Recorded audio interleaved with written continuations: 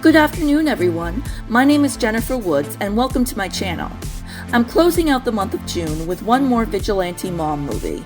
This last one is called In My Daughter's Name, and it stars Donna Mills, John Getz, and Ari Meyers. I'm having a hard time coming up with funny things to say about this movie, because for the most part, it's just a seriously depressing story about a woman who suffers the worst tragedy imaginable, and it causes her to snap and lose control of her life. The last three movies I discussed were depressing too, but in an extremely over-the-top and hokey sort of way. In My Daughter's Name feels much more true to life. It's the kind of story that I could totally see happening, though there are a couple of parts here and there that strain at my suspension of disbelief. The movie opens the way many 90s movies do, with a predictable photo pan as weepy music plays. We see the children age from infants to adolescents. The viewer learns this family consists of a mother, father, and two teen daughters. We know someone's probably going to die, probably one of the daughters. That sucks. It always sucks, but it especially does after you've seen her smiling in a family photo during happier times. Now the mother and two daughters are at a clothing store in the mall, shopping for a present for the father. One of the girls is wearing a hat with a flower on it. I bet she's going to be the one who dies, based on that hat alone. I'm just kidding. I know she's the one who's going to die because I've seen this movie a few times already. The girl who's going to die is the older of the two daughters, and her name is Carly Elias. Her friend shows up at the store, and Mrs. Elias agrees that her daughter and the friend can go hang out together, but only if Carly brings along her younger sister, Lissa. Carly begrudgingly agrees. In the next scene, Mrs. Elias's car is being towed, but if you blink, you'll miss the tow truck and have no clue what she and her husband are talking about when he comes to pick her up. She does mention wanting to get rid of her car because it's a pain in the gluteus maximus. Her husband says you can't just go around getting rid of everything that annoys you, otherwise they wouldn't have any kids left. Mrs. Elias doesn't think that sounds like such a bad idea. The part about getting rid of the kids, that is. If we've learned anything from TV movies like Vanished Without a Trace, which I discussed a couple weeks back, and also from holiday classics like Home Alone, you should never wish someone out of your life unless you actually mean it. Mrs. Elias probably really does mean it when Carly comes home late, and it is discovered that she failed to put the chicken in the oven like she promised she would. The mother punishes the daughter by telling her that she has to return the new dress she just bought. Now that's just arbitrarily cruel, especially telling the daughter this right in front of her boyfriend Greg as they're about to go out on a date. Greg is played by an actor named Roger Floyd, who reminds me a lot of David Lasher from the 90s Nickelodeon TV show Hey Dude. Roger Floyd also played a guy with a van who wanted to take DJ to the drive-in in Full House. As far as I know, he doesn't have a van in this movie, which is probably why the parents are okay with their teenager dating him. The next day, Carly further upsets her mother when she forgets to pick up the napkins for her father's birthday party. She says she'll go get them now and leaves on a sour note, feeling like a total failure. For some reason, Carly has to go to what looks like a boutique in order to get these napkins. Later on, it is stated that they were engraved for the occasion, so maybe that's why. But it's late, and the shop is just about to close when she leaves with her purchase. Her car won't start, and so now she's stuck in the parking lot. It's a bitter irony that the mother was just saying the day before that she wanted to get rid of this car, and the father said that just like they can't get rid of their annoying kids, they can't just junk a car that will occasionally fail to start. I think they probably can junk such a car. I think that's actually probably a pretty good reason why you should junk it, but that's what he said. Now the car not starting is going to result in the loss of one of those kids, so that's the irony. A young man comes by and offers to help. It reminds me of a true case I heard about where a 20-something-year-old woman was kidnapped after accidentally locking her keys in her car.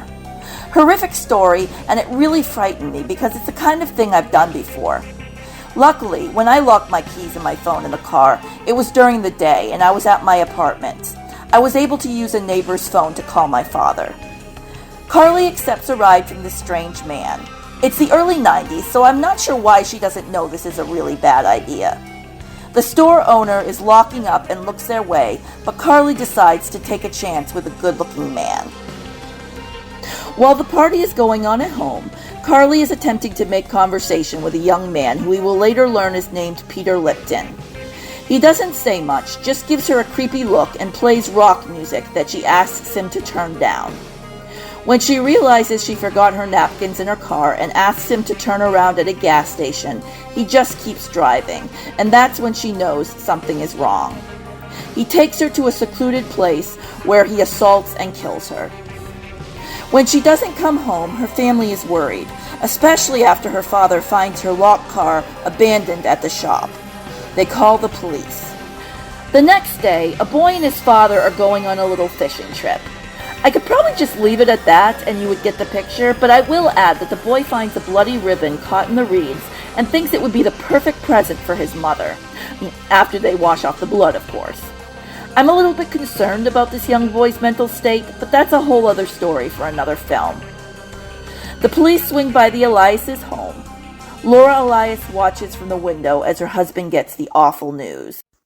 It's not long after the funeral that the killer is caught. They're able to match his fingerprints and DNA to the crime scene. Basically, everything points to this Peter Lipton guy. The DNA, the tire tracks. There's the shop owner who identifies him as the man she saw with Carly on the night of her death. He's basically screwed. So what does his defense do? They do the only thing they can do at this point. They claim Carly willingly got into the car with Peter with the intention of cheating on her loving boyfriend.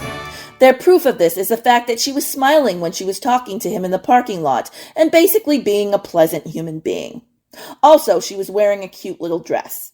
Not the kind of dress you wear to your father's birthday party, mind you, even though that's exactly the kind of dress a teenager would wear to her father's birthday, and that's exactly where she was planning to go that night. And while fooling around, things got out of hand and, oops, a fishing trip got ruined. This is the very kind of defense that has been used multiple times before in real life, and if the movie had just left it at that, I could maybe believe the jury was dense enough to acquit.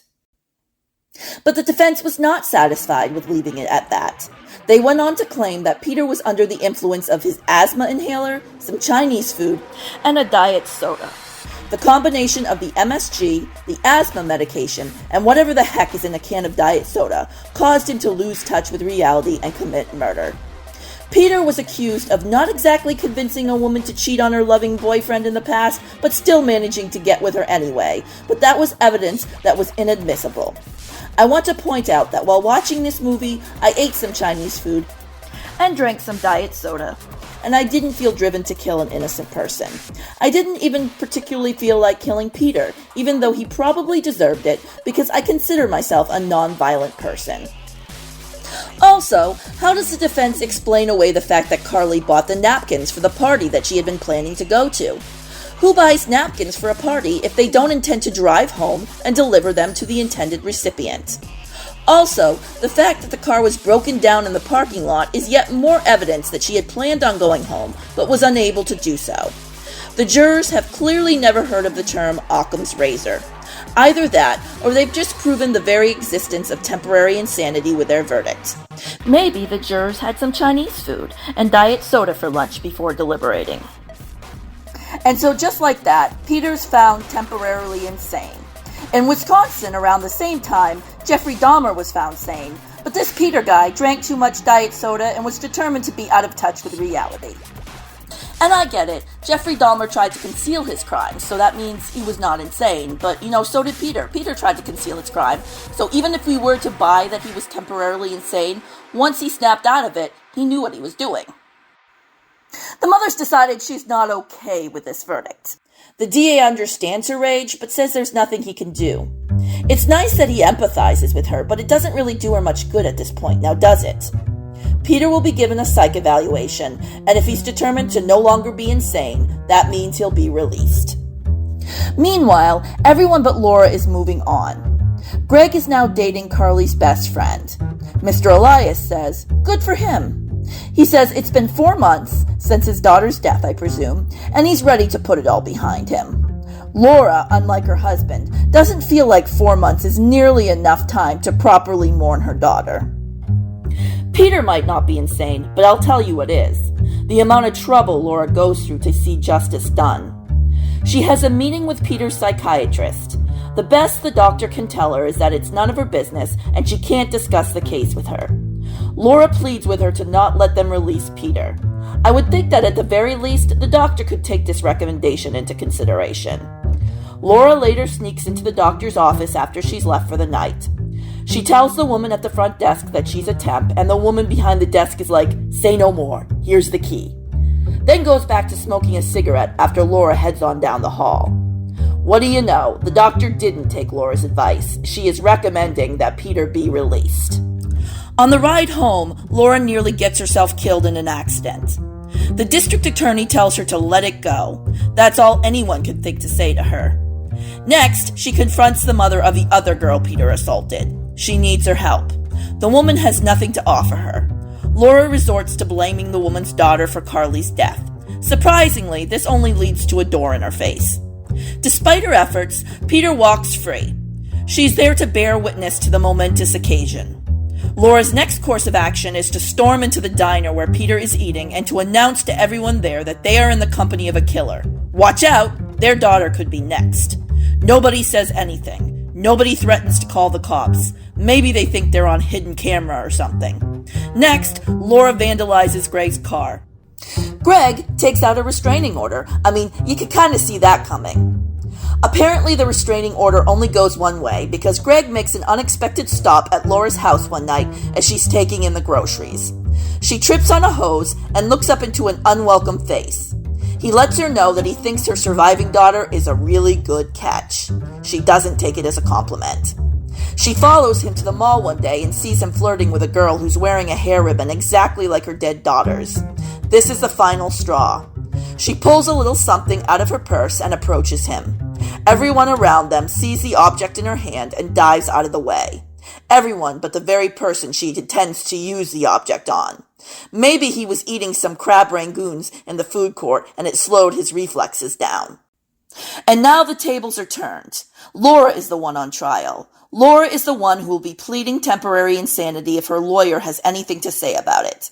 But Laura is having none of that. She says she knew exactly what she was doing, and she's not going to use the same defense her daughter's killer used that caused her to go to such extreme lengths in the first place. Will the jury find her guilty? What kind of sentence will she get for taking the law into her own hands? Was she insane, or was she just a little too in touch with the reality of her own situation? You'll have to watch to find out.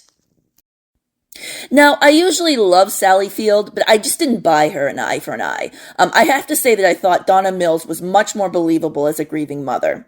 And for the most part, this movie was spot on.